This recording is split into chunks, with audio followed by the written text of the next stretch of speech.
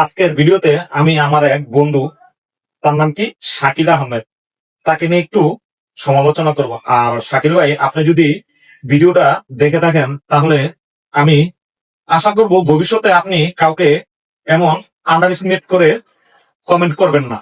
কারণ এটা হচ্ছে ফেসবুক প্ল্যাটফর্ম। এই জায়গায় আপনিও সফলতা অর্জন করতে আসছেন, আমিও সফলতা অর্জন করতে আসছি।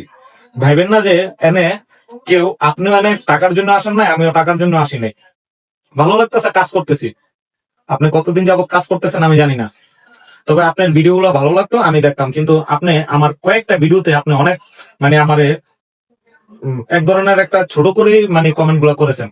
আমার আর্জেন্টিনা নিয়ে আমি ভিডিও করেছিলাম, একটা ভিডিওতে বলেছিলেন যে ভাই আপনার যদি ভালো না লাগে তাহলে আপনি আর্জেন্টিনাতে চলে যান, এমন একটা কমেন্ট করেছিলেন মেবি।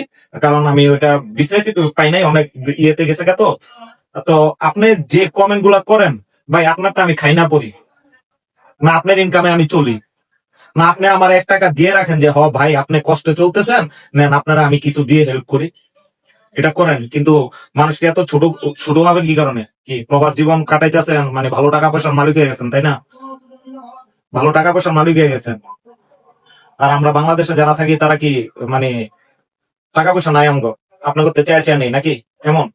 এই যে আপনি যে আমার ভিডিওটাতে কমেন্ট করলেন, খুবই ডিফিকাল্ট কথা, খুবই সুন্দর বিষয়, বাংলাদেশ বলে ভাই কথা, সবকিছুই ঠিক আছে। আপনি যদি বাংলাদেশ বলে কথা এতটুকু পর্যন্ত রাখতেন তাহলে আমার এত খুব আপনার প্রতি সৃষ্টি হতো না। কারণ এর আগের ভিডিও গুলোতে আপনি কমেন্ট করছেন, আপনি আমাকে এর আগে 4-5টা এমন কমেন্ট করছেন, ওগুলাতে আমি মানে মাথায় নেই নাই যে আসলে করতেই পারে। হয়তো বা দেখা যায় যে একটা আমরা ফেসবুক ফ্রেন্ড একজন আরেকজনকে হয়তো বা ভালোবেসে এমন ধরনের কমেন্ট করতে পারে, কিন্তু আজকের কমেন্টটাতে আমি বুঝলাম যে আপনি তো আমার ভালোবেসে এমন কমেন্ট করেন নাই ভাই। আপনি তো আমাকে ছোট করে কমেন্ট গুলো করছেন। আপনি আপনি টাকা ইনকাম করুন, কলকাতা চলে যান। ভাই কলকাতা কি কারণে যাব? আমি আমি কি কলকাতাতে জন্ম নিছি? না, আমার দেশ বাংলাদেশ। আমি কলকাতাতে কি কারণে যাব? আর আপনারা একটা কিছু বুঝি না ভাই, আপনারা যারা আমরা সনাতন ধর্মীয় আছি, কোনো কিছু হইলেই আপনারা বলেন যে কলকাতা চলে যেতে, ভারতে চলে যেতে। এটা কোন ধরনের কি? আপনাদের বাবা মা কি আপনাদেরকে কোনো শিক্ষা টিক্ষা দেয় নাই যে একটা ব্যক্তিকে কিভাবে শ্রদ্ধা করতে হবে, সম্মান করতে হবে, এইসব ধরনের শিক্ষা কি পান নাই ফ্যামিলি থেকে? এক ধরনের লোক তো পায় না, এটা তো জানি, ভালো করে জানি কারা পায় না। এর ভিতর দেখেন আমার লিস্টে দেখেন যে আসলে আমার সনাতন ধর্মীয় আমার বন্ধু কয়জন, আর আপনাদের মুসলিম ধর্মীয় বন্ধু কয়জন। একমাত্র আপনি ব্যতীত আর কেউ তো আমাকে এমন কমেন্ট করলো না। আজকে আমি ফেসবুক চালাই আপনার মেবি 2022 সাল থেকে বা 23 সাল থেকে, হ্যাঁ 22 সালের লাস্টের দিক দিয়ে আমি ফেসবুক চালাই। আমার এই ফেসবুক চালানোর অভিজ্ঞতায় আমাকে কেউ এমন ধরনের কমেন্ট করে না। এর আগে ভাই আমার একটা 56,000 পেজ ছিল, ওটা আমার ডিজেবল হয়ে গেছে। আপনি কি চেহারার ভিতরে গ্লিজ নাই, সৌন্দর্য নাই, দেখা নলা টলা মনে হয়, তাই না? আপনার চেহারা সুন্দর, কিন্তু আপনি যে মূর্খ, এটা তো আপনার মূর্খতার পরিচয়টা আপনি দিয়ে দিলেন।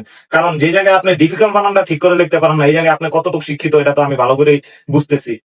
আমাদের চেহারাতে গ্রিজ নাই। আর আমার মনে হয় আপনার বাড়ির আশেপাশে যারা সনাতন ধর্মীয় আছে তাদেরকে আপনি এভাবেই টর্চারিং করে তাদেরকে আপনার গ্রাম ছাড়া করতেছেন।